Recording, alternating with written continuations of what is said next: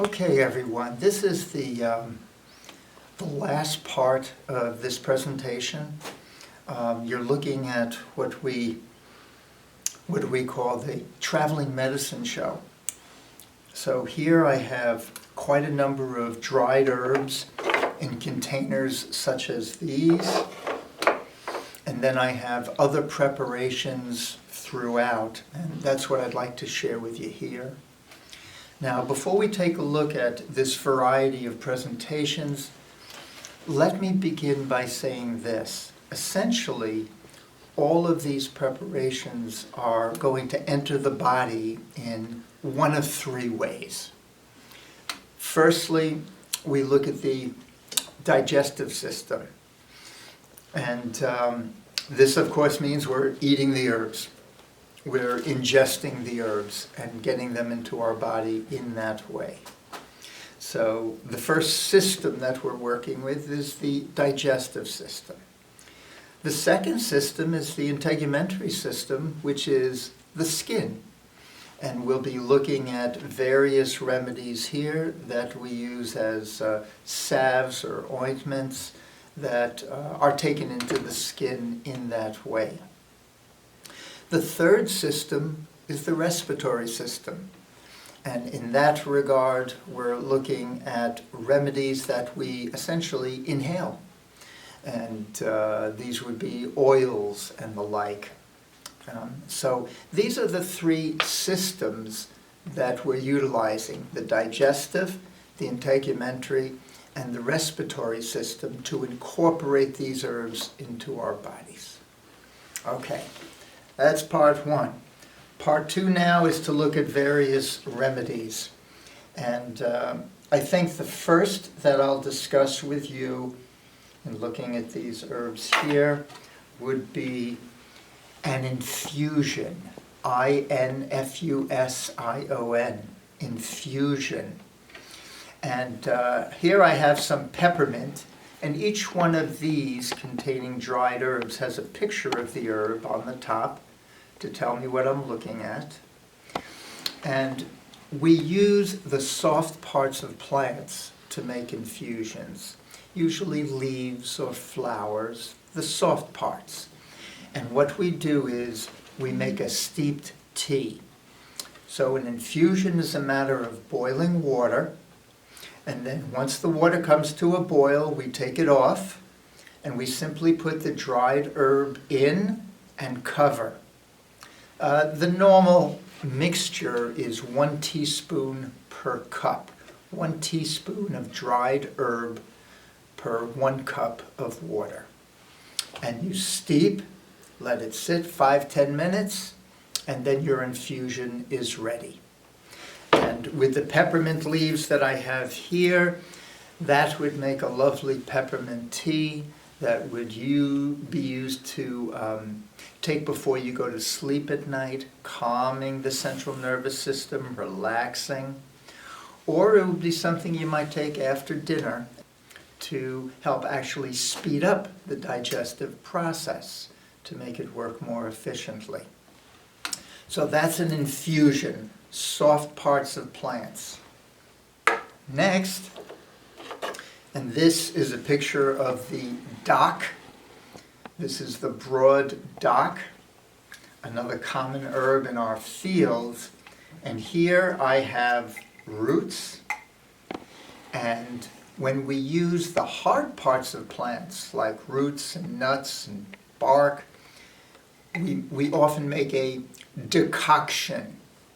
And a decoction is a liquid remedy whereby we put the plant material in the water, bring it to a boil, because that's the way we release the bitters or the mineral salts within, what we're usually after. And then you let it steep, and then you have your decoction.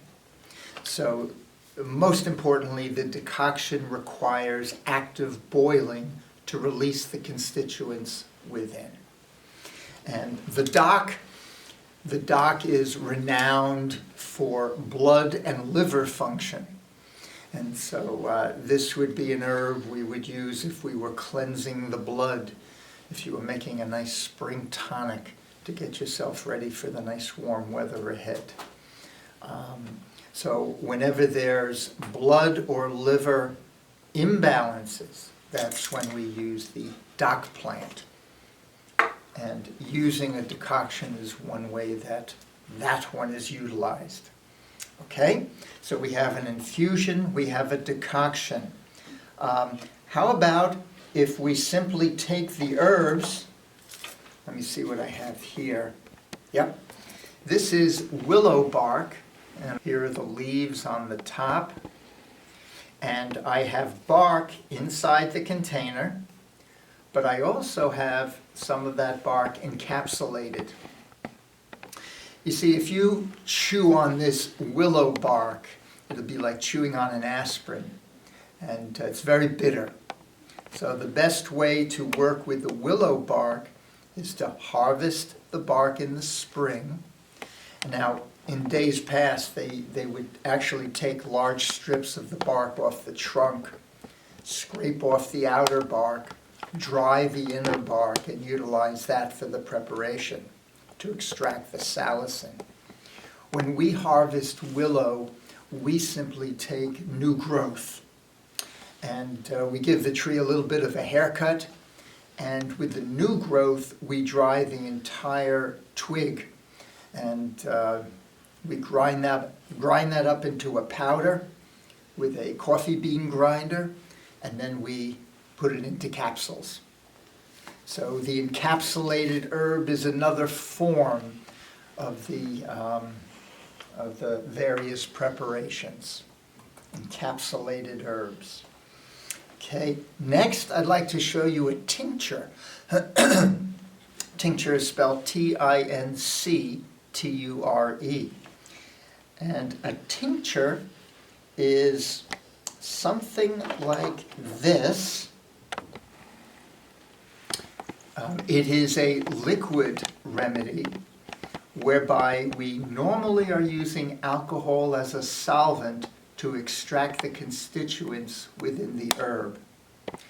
And for many years, I was actually a part of a health food store, part of the ownership of a health food store, and we had our own brand, and it was called Earth Spirit, and that's what our label looked like. And this is an extract of cayenne. This is cayenne pepper.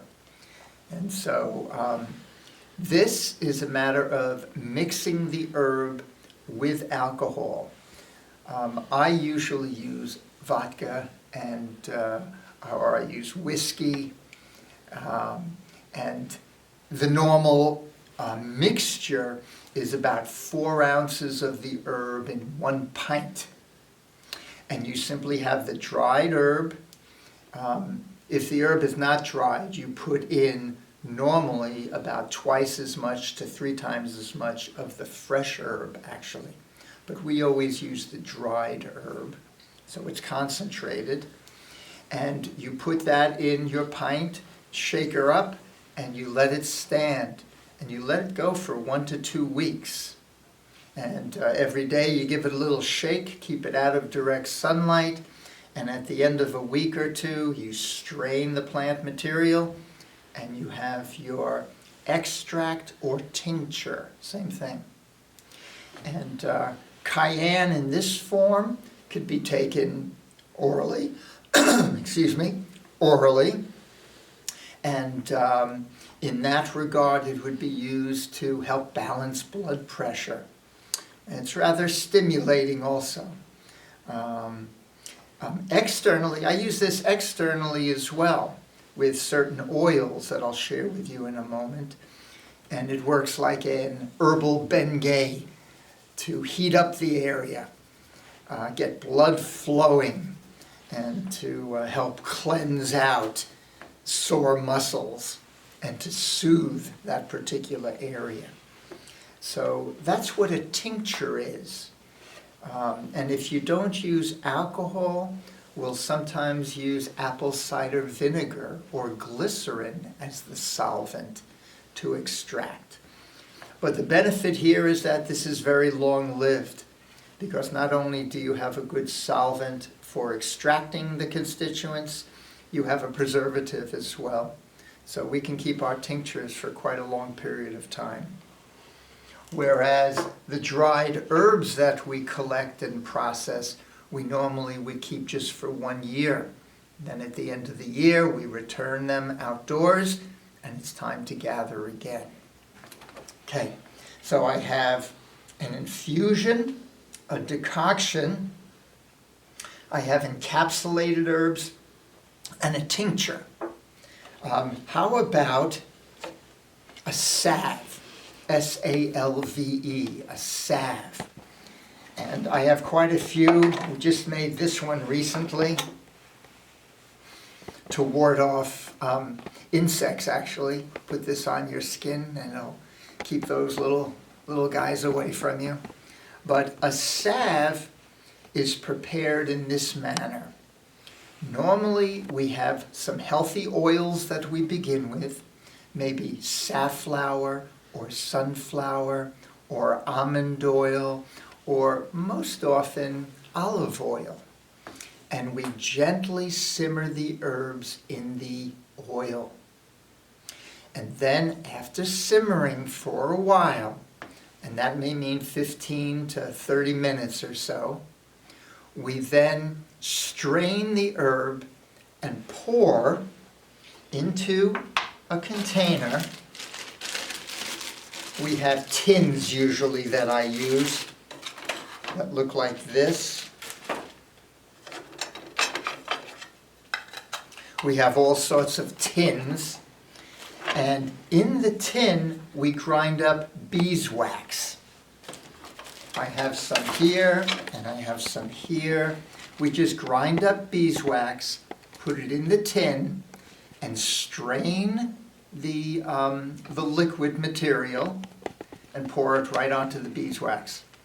And then the more beeswax you have, the heavier and thicker the salve will be to be applied externally. And so we make quite a number of different salves.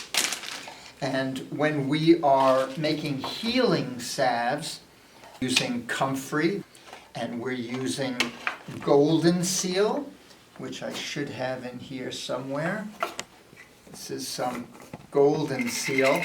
I have this encapsulated, has a golden color to it. There we go. So that's some golden seal. And the comfrey creates the healing of tissue. The golden seal provides an antibacterial and a soothing agent. Sometimes we'll use slippery elm, which is very mucilaginous. We'll use plantain, which is also astringent and helps the wound to heal. So we'll put in a combination of herbs, and that's what's strained right into the beeswax. And then we'll break open a little capsule of vitamin E to put in, and that acts as a preservative and also as an emollient to soothe the skin. So that's another type of remedy, the salve. Another type I have here that's a little bit unusual. We used to sell this in our store. This is an herbal snuff powder. And this contains garlic and cayenne. And this also contains some bay leaf or bayberry, golden seal, cayenne, garlic. And in each way, these herbs help to break up mucus congestion and get the sinuses flowing.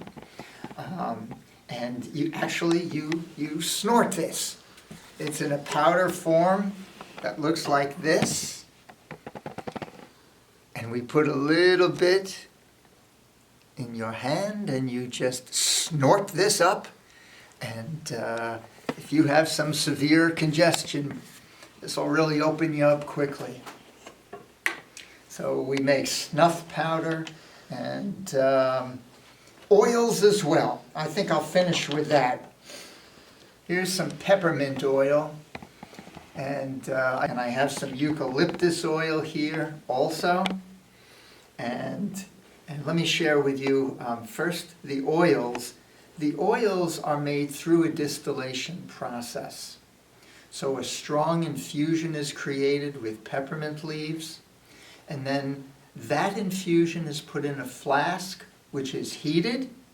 It goes down a cooling chamber, condenses into another container. And each time you recycle that liquid, it gets stronger and stronger. And that's how you can make a nice strong oil. And if I use this peppermint oil along with this eucalyptus oil, we don't have eucalyptus in this neighborhood, this comes from the store, you make what we fondly call a thunder potion. The recipe was actually shared with me many, many years ago by a native healer out west. And he used this to cleanse the system quite dramatically. All right, so we have a number of different remedies here, and I have a traveling medicine show filled with the herbs and various remedies. And this is what we use. This is what we like. And what we use and what we like works very well, works very nicely. And I will say that making the preparations is not terribly difficult. Knowing your herbs is another story entirely. But once you know your herbs and you're comfortable with working with that plant chemistry, then taking a little class in making the preparations is the next step. And then you also, like myself, could have a medicine cabinet filled with lots of good herbal remedies. Okay, stay tuned.